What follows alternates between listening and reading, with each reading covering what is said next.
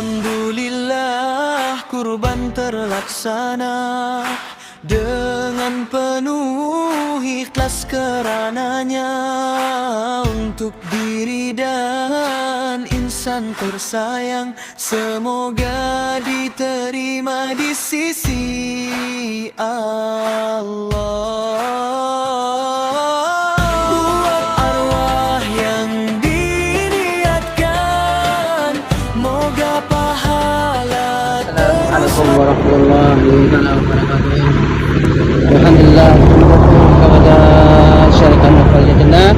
Ini adalah kami sedang pergi ke kampung untuk agihan daging kambing kurban, insyaallah